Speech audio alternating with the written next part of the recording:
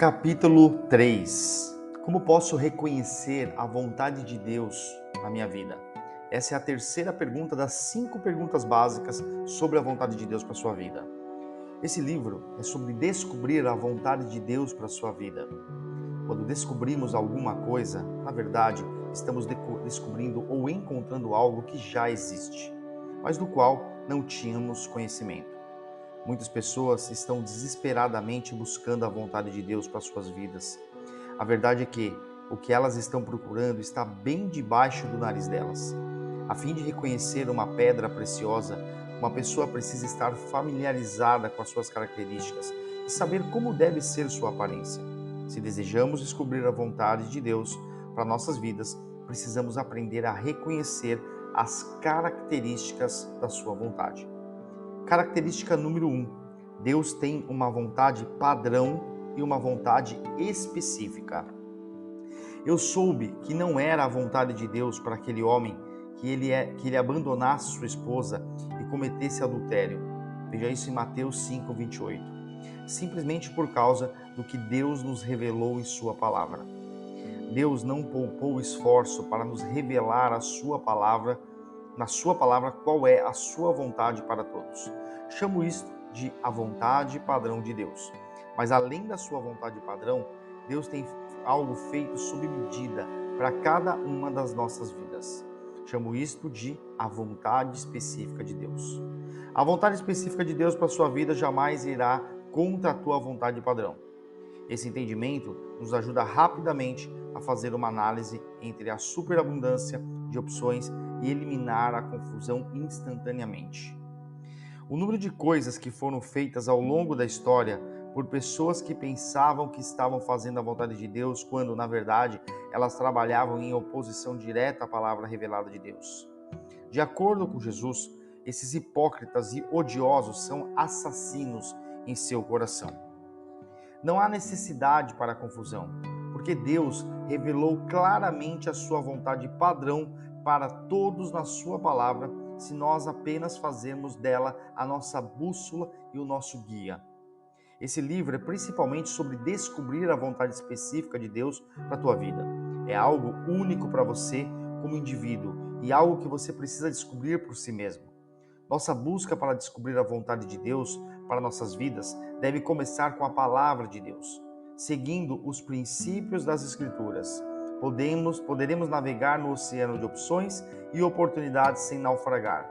Seja o que for que você faz na vida, isso deve estar alinhado com a palavra de Deus. Ele nunca o chamará para fazer alguma coisa que seja contrária a ela.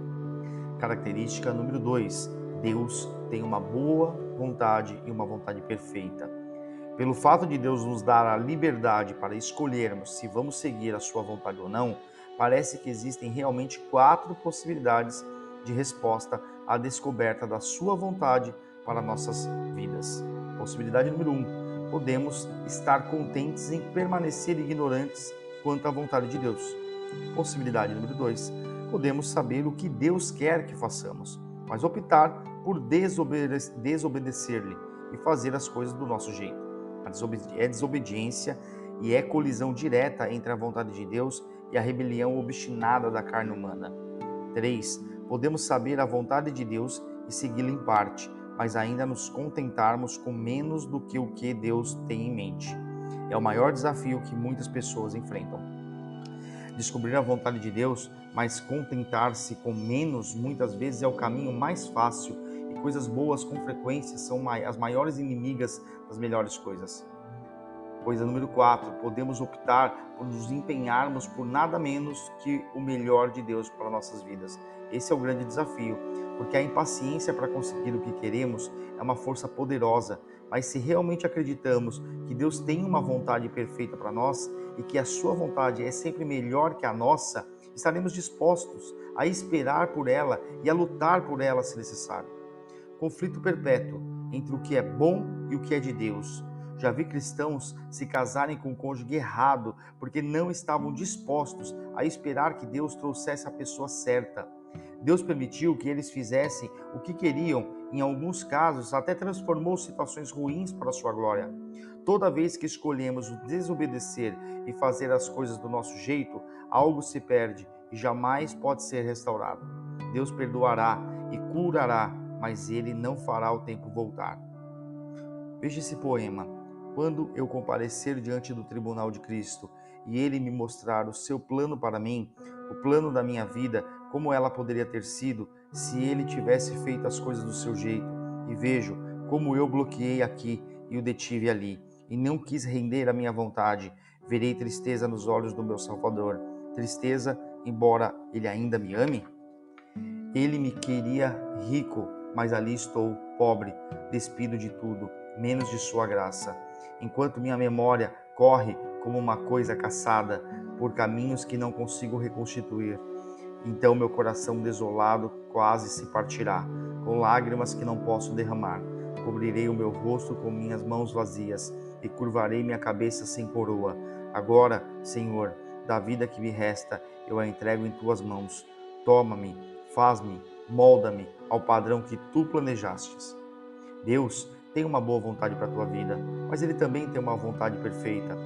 Sua vontade perfeita e as bênçãos que o acompanham estão reservadas para aqueles que estão dispostos a ser radicalmente obedientes e a esperar quando necessário. Aqueles que são lentos em aprender esta lição farão muitas viagens ao redor do deserto e suportarão muita dor e perda desnecessárias. Haverá momentos em que o jeito de Deus parecerá tão difícil, tão prolongado e tão pouco recompensador, ao passo que a nossa ideia parecerá muito mais fácil, mais rápida e muito mais agradável. Isso é apenas uma ilusão. Característica número 3. Deus geralmente nos chama para fazer o impossível. A mentalidade do você pode precisa ser substituída por outra, que diga essencialmente: não posso fazer sozinho, mas posso todas as coisas por meio de Cristo. Com a sua ajuda e a sua bênção, qualquer coisa é possível. Descobrir a vontade de Deus sempre requer fé para o impossível e uma dependência infantil dele. Veja a história de Noé e o seu projeto impossível, o que aconteceu. Deu certo no final. Veja a história de Abraão e sua promessa impossível. Abraão estava com uma idade avançada. Deus lhe disse que ele teria tantos descendentes quanto as estrelas do céu e as areias do mar. Ele e sua esposa Sara eram idosos demais para que isso acontecesse. No entanto, Abraão creu em seu coração que Deus era fiel e capaz de cumprir suas promessas. Ele realmente se tornou pai de muitas nações, embora, de um ponto de vista biológico e natural, isso fosse impossível. Moisés e sua passagem impossível. Moisés tinha 80 anos quando Deus o instruiu a tirar aproximadamente 2 milhões de pessoas do Egito e levá-las para uma terra que ele prometerá a Abraão. A Abraão havia mais de 700 anos. Apesar desses enormes obstáculos, Moisés simplesmente submeteu-se ao seu destino, obedeceu o melhor que pôde e Deus fez o restante. Maria e sua gravidez impossível. Deus sempre escolheu pessoas muito comuns para fazer coisas muito extraordinárias. Todos haviam sido chamados por Deus para ser parte de algo muito maior que eles mesmos. Devido à disposição deles em simplesmente se renderem àquele que os criara e permitirem que os seus propósitos fossem revelados neles e por meio deles, Deus os usou de forma fenomenais. Kathryn Kuhlman disse: não são vasos de prata que ele está pedindo, não são vasos de ouro que ele só precisa de vasos rendidos. Uma das características comuns da vontade de Deus é que ela geralmente nos chama para fazer coisas que são impossíveis para nós com a nossa própria força. Mas à medida que rendemos nossas vidas a Deus, Ele faz com que os seus planos e sonhos divinos se tornem realidade. Característica número 4. Há tempos e estações na vontade de Deus. Enquanto estamos buscando a vontade de Deus, podemos facilmente ficar frustrados se não entendermos que, assim como há tempos e estações na natureza, também existem tempos e estações em nossas vidas e no processo de cumprir a vontade de Deus. Paulo disse: e não nos cansemos de fazer o bem, porque a seu tempo ceifaremos, se não desfalecermos. Veja em Gálatas 6,9. Fase 1. O nascimento da visão. Antes que qualquer coisa palpável viesse a existir, Esses líderes tiveram uma visão que foi transmitida pelo Espírito Santo. Em seu primeiro momento, a visão podia ser muito geral, com alguns detalhes óbvios sobre como realmente seria realizada, mas, ainda assim, era muito real e trazia com ela tanto uma sensação de empolgação quanto uma consciência permanente de que ela vinha do Senhor. Fase 2: o lugar da preparação. Em seguida, a transferência de uma visão para os corações desses líderes veio um tempo de preparação para a busca dessa visão. Eles também descobriram que esta era a fase em que muitos dos sonhos de Deus para as pessoas são abortados, porque o indivíduo se recusa a fazer o trabalho necessário.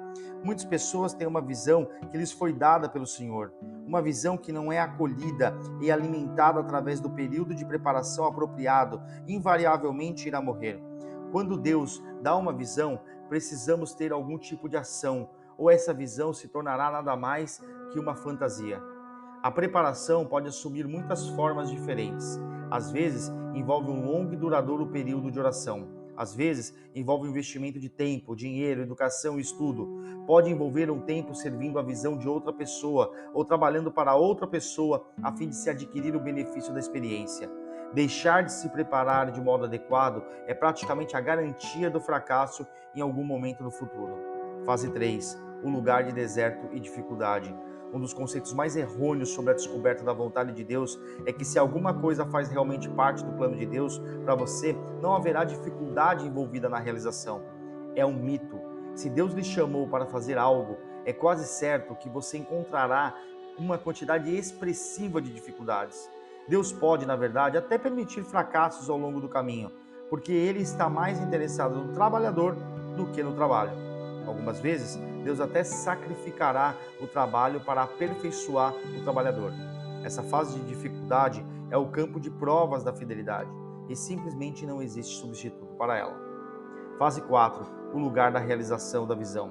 O quarto passo do processo é o lugar da realização ou do alcance da visão. É o lugar que todos nós aguardamos ansiosamente, no qual podemos finalmente desfrutar dos frutos da nossa preparação diligente e da fidelidade de Deus. Fase 5: o lugar dos novos começos e das novas visões. Se viram sendo desafiados mais uma vez com uma nova visão do Espírito Santo.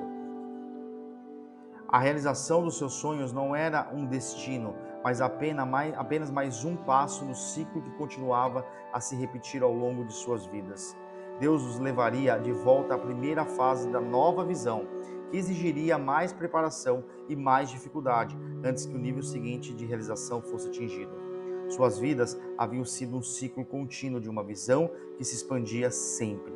À medida que Deus lhes confiava mais, maior era o nível de preparação necessário e a intensidade das batalhas que eles enfrentavam aumentavam cada vez mais. Característica número 5. Deus está interessado em nossa jornada e não apenas em nosso destino. Deus está interessado não apenas em nosso destino final, mas também na jornada, porque nessa jornada Ele faz uma obra em nossas vidas que tem valor eterno. Nós simplesmente queremos chegar logo lá. Queremos ouvir o GPS dizer, você chegou, mas há um longo tempo que se passa entre o momento em que Deus nos chama e o momento em que cumprimos a sua vontade para nossas vidas.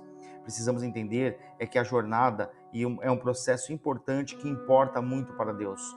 O processo de segui-lo em obediência, passo a passo, em meio a muitas incógnitas, a muitas provações e dificuldades, é uma parte significativa do nosso desenvolvimento e preparação. A borboleta, ela esforça-se para sair do casulo, é uma parte necessária do seu desenvolvimento. Sem a dificuldade que o casulo representa, a borboleta não desenvolveria a força necessária para sobreviver quando saísse. Deus usa a jornada para nos ensinar fé, para refinar nosso caráter e para nos equipar para os desafios maiores que estão à frente. Se te fatigas correndo com homens que vão a pé, como poderás competir com os que vão a cavalo? Veja isso em Jeremias 12:5. Sem a jornada, não estaríamos prontos para entrar na plenitude do que Deus tem para nós. A jornada não é apenas necessária para cumprirmos a vontade de Deus para as nossas vidas. Ela é, em muitos aspectos, uma parte integrante da nossa vontade de Deus para nós. Ainda que esteja pronto, esteja no processo de buscar a vontade de Deus nesse instante, você já está efetivamente cumprindo uma parte dela. Deus promete no Salmo 32:8, instruir-te-ei e te ensinarei o caminho que deves seguir. Não cometa o erro de pensar nem por um instante que só porque não sabe hoje qual é a vontade de Deus para a tua vida, que não está fazendo nenhum progresso. Algo está acontecendo nesse instante. A sua fé está sendo ampliada e a sua paciência está sendo testada. Seus ouvidos espirituais estão sendo sintonizados, enquanto você procura ouvir a voz do Espírito de Deus. Está confrontando dúvidas e questionamentos. Pode estar passando por uma grande luta, mas essa luta faz parte do processo de dar à luz tudo o que Deus quer fazer em sua vida. Deus sempre nos prepara antecipadamente para o que Ele tem reservado para nós. Esse processo pode ser desconfortável, mas ainda assim ele é necessário. Prepare-se, coisas boas estão vindo para você.